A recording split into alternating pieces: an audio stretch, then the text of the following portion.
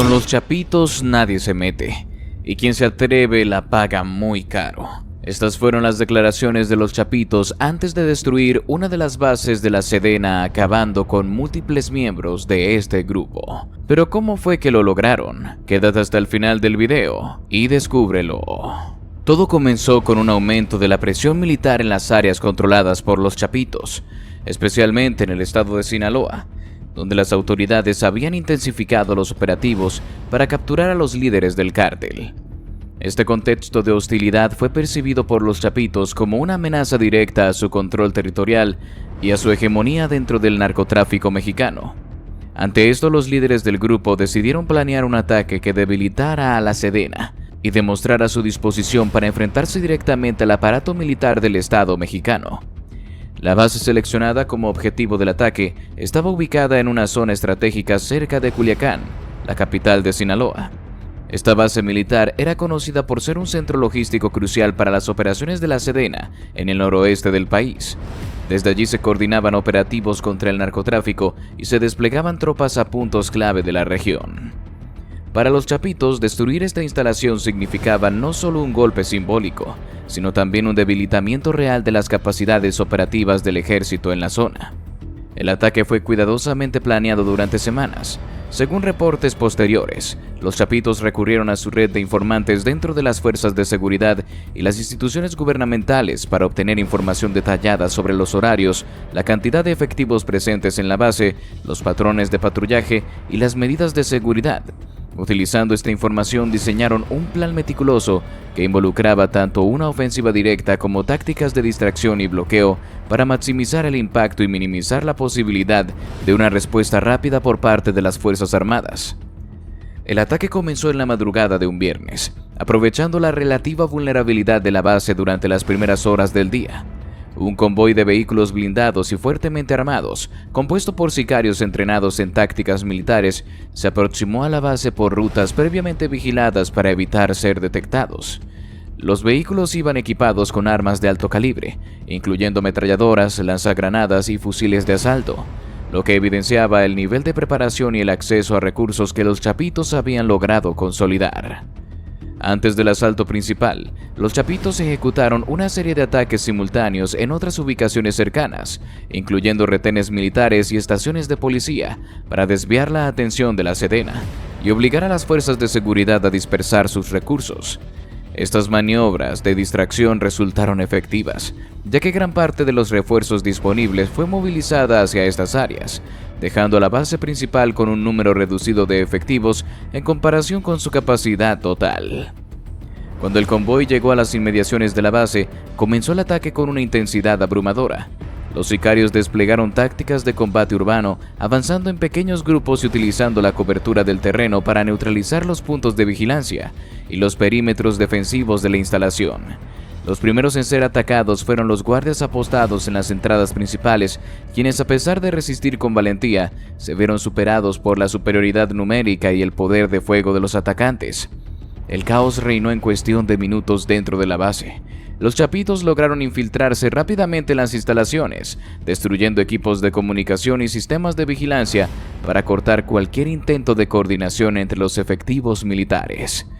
Esto dejó a los soldados dentro de la base en una posición de desventaja, ya que no podían organizar una defensa efectiva ni pedir refuerzos de manera inmediata. Mientras tanto, los sicarios avanzaban con una precisión sorprendente, atacando los puntos clave de la infraestructura militar, incluyendo depósitos de armas y vehículos. Uno de los momentos más críticos del ataque fue la explosión de un almacén de municiones dentro de la base. Los chapitos, utilizando información previamente obtenida, habían identificado este almacén como un objetivo prioritario. Colocaron explosivos en puntos estratégicos y los detonaron de manera simultánea, lo que provocó una explosión masiva que no solo destruyó el arsenal de la base, sino que también causó daños significativos a las instalaciones circundantes y sembró el pánico entre los efectivos militares. A medida que el ataque continuaba, los soldados dentro de la base intentaron organizar una resistencia desesperada. Sin embargo, la superioridad táctica y el armamento de los chapitos, combinado con la confusión generada por la pérdida de comunicación y la explosión del almacén de municiones, hicieron que cualquier intento de contraataque fuera infructuoso. Los militares enfrentaron bajas significativas, y muchos de ellos se vieron obligados a retirarse hacia áreas más seguras dentro de la instalación, mientras los atacantes tomaban control de amplias secciones de la base. El enfrentamiento duró varias horas y las Fuerzas Armadas, a pesar de su esfuerzo por retomar el control, no pudieron evitar que los chapitos causaran un daño devastador. Al amanecer, el grupo criminal comenzó a retirarse de la base, llevándose consigo armas y equipo militar que habían saqueado durante el ataque. Antes de irse, los chapitos dejaron un mensaje claro. Pintaron grafitis en los muros de la base con frases como "El cártel manda" y "La chapiza controla Sinaloa", enviando un mensaje desafiante tanto a las Fuerzas Armadas como a sus rivales. El saldo del ataque fue devastador. Decenas de soldados murieron o resultaron heridos, la base quedó parcialmente destruida y una gran cantidad de equipo militar fue robado o inutilizado. Este evento marcó un golpe sin precedentes para la Sedena, no solo en términos operativos, sino también en términos de moral. Para las Fuerzas Armadas, la destrucción de una de sus bases por parte de un grupo criminal fue un recordatorio de la magnitud del desafío que representaban los chapitos y el narcotráfico en general. El impacto del ataque se sintió mucho más allá de Sinaloa. A nivel nacional, el gobierno mexicano enfrentó críticas por su incapacidad para prever y prevenir un ataque de esta magnitud. Las imágenes de la base destruida y los informes sobre las bajas similares circularon ampliamente en los medios de comunicación, generando indignación y preocupación entre la población. Por su parte, los chapitos utilizaron el ataque como una herramienta de propaganda, reforzando su imagen como una fuerza imparable dentro del narcotráfico mexicano. En las semanas siguientes, la Sedena lanzó una serie de operativos para intentar capturar a los responsables del ataque. Sin embargo, estos esfuerzos se encontraron con una feroz resistencia por parte de los chapitos, quienes utilizaron su conocimiento del terreno y su red de colaboradores para evadir las Fuerzas Armadas y continuar operando con relativa impunidad. La respuesta de la Sedena. Durante meses, los analistas de inteligencia de la Sedena trabajaron incansablemente para identificar los movimientos y patrones de comportamiento de los chapitos. Usando drones de vigilancia, escuchas telefónicas y redes de informantes, lograron mapear las rutas de tráfico de drogas, las casas de seguridad y los puntos de reunión donde los líderes del cártel coordinaban sus operaciones. Fue un trabajo arduo que requirió paciencia y precisión, pero finalmente comenzaron a emerger patrones claros que apuntaban a la localización de algunos de los miembros más importantes de la organización. Uno de los momentos clave en esta operación fue la interceptación de una llamada telefónica entre dos altos mandos de los chapitos. En esta conversación discutían la logística de una reunión importante que tendría lugar en una finca remota en el estado de Sinaloa. La Sedena, consciente de la importancia de esta información, desplegó un equipo especializado para vigilar la zona. Durante días, los drones y las unidades de inteligencia monitorearon los alrededores, recopilando datos sobre los movimientos de vehículos y las medidas de seguridad implementadas por el cártel. Este esfuerzo culminó con la identificación de un convoy de lujo que transportaba a varios líderes de los chapitos hacia la finca. El operativo para capturar a estos líderes fue diseñado con una precisión quirúrgica. La Sedena movilizó un grupo de fuerzas especiales, conocido por su habilidad para realizar incursiones rápidas y letales. Estas unidades, equipadas con tecnología de última generación, recibieron órdenes estrictas. Debían minimizar las bajas civiles y evitar a toda costa que los objetivos escaparan. El plan era rodear la finca en las primeras horas de la madrugada, cuando los criminales estuvieran más vulnerables. La operación se llevaría a cabo de manera simultánea en varios puntos para evitar que otros miembros del cártel acudieran en su ayuda. Cuando comenzó la incursión, los elementos de las fuerzas especiales se movieron con rapidez y sigilo, usando vehículos blindados y apoyados por helicópteros artillados. Lograron tomar por sorpresa a los sicarios que custodiaban a la finca. A pesar de la resistencia inicial, las Fuerzas Armadas lograron neutralizar a los guardias y penetrar en la propiedad. Dentro encontraron a varios de los líderes del cártel, quienes intentaron esconderse o escapar por túneles subterráneos que habían sido construidos como rutas de escape. Sin embargo, gracias a la inteligencia previa, la Sedena ya conocía la existencia de estos túneles y había desplegado unidades para bloquearlos. El resultado del operativo fue un rotundo éxito. Varios de los líderes de los chapitos fueron capturados, incluidos dos hermanos clave que manejaban operaciones logísticas y financieras del cártel. Además, las Fuerzas Armadas incautaron un arsenal impresionante que incluía rifles de asalto, lanzagranadas, equipo táctico y una cantidad considerable de drogas listas para ser transportadas. Este golpe representó una victoria simbólica y operativa para la Sedena, pero también desencadenó una ola de represalias por parte del cártel. Los días que siguieron a la captura estuvieron marcados por una intensa actividad en las zonas controladas por los Chapitos. Sicarios armados bloquearon carreteras, incendiaron vehículos y atacaron estaciones de policía en un intento desesperado por liberar a sus líderes. Sin embargo, la Sedena había anticipado esta reacción y desplegó refuerzos en puntos estratégicos para contener la violencia. Esta respuesta rápida y efectiva evitó que las represalias se salieran de control, aunque las tensiones en la región se mantuvieron altas durante semanas. Mientras tanto, los prisioneros capturados fueron trasladados a instalaciones de máxima seguridad, donde se inició un proceso exhaustivo de interrogatorios. La información obtenida de estos interrogatorios resultó invaluable para las investigaciones en curso. Los detenidos revelaron detalles sobre la estructura interna del cártel, las rutas de tráfico internacional y los nombres de colaboradores clave, tanto dentro como fuera de México. Esta información permitió a la Sedena planear una serie de operativos adicionales que culminaron con la captura de más miembros del cártel en los meses siguientes. Uno de estos operativos fue particularmente significativo. Tras analizar la información proporcionada por los detenidos, la Sedena identificó un complejo industrial en el estado de Sonora, que funcionaba como un centro de producción y distribución de metanfetaminas.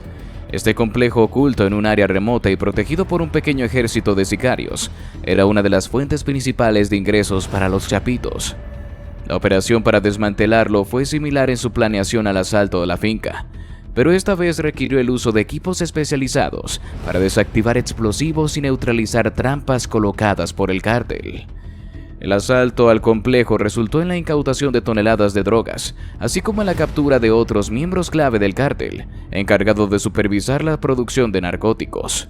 Este golpe fue devastador para los Chapitos, ya que no solo representó una pérdida financiera significativa, sino que también afectó su capacidad para operar a nivel internacional. Además, la captura de este líder proporcionó nueva información que ayudó a las autoridades a seguir rastreando a otros miembros de la organización. La Sedena continuó con esta estrategia de golpes precisos, utilizando la inteligencia obtenida para atacar puntos clave del cártel y capturar a más de sus miembros. Cada operación debilitaba un poco más a los Chapitos, quienes se vieron obligados a reorganizarse y redistribuir sus recursos para mantener su control territorial. Sin embargo, el daño estaba hecho, y la organización comenzó a mostrar signos de fractura interna, con algunos de sus líderes cuestionando las decisiones de los hermanos restantes. El comienzo del infierno. El régimen impuesto por la Sedena no dejaba espacio para la dignidad humana. Los prisioneros eran constantemente vigilados por guardias que no solo cumplían órdenes, sino que parecían disfrutar de la oportunidad de ejercer poder sobre estos hombres que, hasta hace poco, habían aterrorizado regiones enteras del país. Las humillaciones eran constantes. A menudo los obligaban a realizar tareas degradantes, como limpiar los baños comunes con las manos desnudas o arrastrarse por el suelo en presencia de los oficiales. Estas acciones buscaban destruir cualquier vestigio de orgullo o resistencia que pudieran albergar. La comida, o lo que les ofrecía como tal, era otra herramienta de tortura. Los prisioneros recibían raciones mínimas, insuficientes para mantenerlos nutridos. A menudo los alimentos estaban en mal estado, un método deliberado para debilitarlos físicamente. La desnutrición no solo afectaba su salud física, sino que también contribuía al deterioro de su resistencia mental, haciéndolos más vulnerables a los interrogatorios. Algunos de los prisioneros, desesperados por algo más que pan duro y agua rancia, se ofrecían a cooperar a cambio de una comida decente, pero incluso en esos casos, la recompensa nunca llegaba. Los castigos físicos eran una constante. Cada vez que un prisionero mostraba la más mínima señal de resistencia o desafío, los guardias actuaban con una violencia implacable. Los golpes eran metódicos, aplicados de tal manera que causaran el máximo dolor sin provocar heridas visibles que pudieran ser documentadas. Los bastones, las descargas eléctricas y los puños eran herramientas comunes en este sistema de tortura. A veces los prisioneros eran colgados por las muñecas durante horas, hasta que sus cuerpos se rendían bajo el peso y el dolor. En otras ocasiones, eran sumergidos en agua helada o expuestos a temperaturas extremas, todo con el propósito de debilitarlos y forzarlos a hablar. El aspecto psicológico de esta campaña de tortura era igualmente devastador. Los prisioneros eran constantemente privados de sueño, despertados cada hora con luces brillantes o ruidos ensordecedores. Los guardias les susurraban amenazas en la oscuridad, diciéndoles que sus familias estaban en peligro o que nunca saldrían de esas celdas. En algunos casos colocaban a los prisioneros en habitaciones completamente oscuras durante días, dejándolos sin ninguna noción del tiempo o del espacio. Este aislamiento sensorial llevaba a muchos de ellos al borde de la locura. Los interrogatorios, el propósito principal de todo este sistema de tortura, eran tan brutales como los castigos. Los prisioneros eran arrastrados a cuartos especiales donde un equipo de interrogadores entrenados utilizaba métodos que combinaban violencia física con manipulación psicológica. A menudo se les hacía escuchar gritos pregrabados que simulaban el sufrimiento de sus seres queridos, o se les mostraban fotografías falsas de sus familias siendo torturadas. Estas tácticas buscaban explotar sus miedos más profundos y hacerlos cooperar. Los interrogadores no se detenían ante nada. Cualquier indicio de debilidad era utilizado como una oportunidad para intensificar la presión. Los métodos de tortura física durante los interrogatorios incluían técnicas como el submarino, donde los prisioneros eran asfixiados con agua o descargas eléctricas aplicadas a las extremidades y genitales. Estas prácticas eran deliberadamente dolorosas, diseñadas para quebrar la resistencia más fuerte. Los prisioneros que intentaban resistir se enfrentaban a castigos aún más severos, como la privación de comida y agua por días, o el confinamiento en posiciones dolorosas durante largas horas. Las heridas y lesiones se acumulaban rápidamente, pero el acceso a la atención médica era mínimo. Los guardias solo intervenían cuando el prisionero estaba al borde de la muerte, no por humanidad, sino para asegurarse de que viviera lo suficiente como para ser interrogado nuevamente. A medida que los días se convertían en semanas, los efectos de este régimen eran evidentes. Muchos de los prisioneros comenzaron a mostrar signos de colapso mental, alucinaciones, ataques de pánico, pérdida de memoria y un miedo constante a lo que les esperaba. Algunos intentaron resistir, aferrándose a su lealtad a los chapitos, pero incluso los más fuertes comenzaron a quebrarse bajo la presión constante. Los que finalmente cedían ofreciendo información a cambio de alivio se encontraban con una amarga realidad. La cooperación no significaba el fin de su sufrimiento. Los interrogadores, desconfiando de la veracidad de sus confesiones, continuaban aplicando tortura para confirmar los datos obtenidos. En algunos casos, los prisioneros intentaron quitarse la vida, desesperados por escapar del infierno en el que se encontraban. Sin embargo, los guardias estaban atentos a estos intentos y tomaban medidas extremas para evitar que los prisioneros lograran su objetivo. Este control absoluto, que les negaba incluso la posibilidad de terminar con su sufrimiento, era otra forma de reafirmar el poder del sistema sobre ellos. A pesar de la brutalidad de este régimen, la información obtenida fue crucial para las operaciones de la Sedena. Los prisioneros revelaron detalles sobre las rutas de tráfico, las ubicaciones de escondites de armas y drogas, y los nombres de colaboradores tanto dentro como fuera de México. Esta información permitió a las Fuerzas Armadas llevar a cabo una serie de operativos exitosos que debilitaron aún más al cártel. Sin embargo, estos logros no estuvieron exentos de controversias. Las tácticas utilizadas para obtener esta información generaron críticas tanto dentro como fuera de México, con organizaciones de derechos humanos denunciando el uso sistemático de la tortura y la violación de las leyes internacionales. Con el tiempo, algunos de los prisioneros que sobrevivieron a este régimen brutal fueron llevados ante los tribunales para enfrentar cargos por sus crímenes. Sin embargo, muchos de ellos estaban tan física y mentalmente deteriorados que apenas podían participar en sus propios juicios. Sus apariciones en la corte, con cuerpos debilitados y miradas perdidas, se convirtieron en un símbolo del costo humano de la guerra contra el narcotráfico, no solo para las víctimas, sino también para los perpetradores. Y así llegamos al final de este video. Si te gustó, te invito a que nos des tu me gusta para seguir haciendo más videos como este. Además de que no olvides suscribirte y activar la campanita para que no te pierdas ninguno de nuestros nuevos videos. Te deseo un gran día. Hasta la próxima.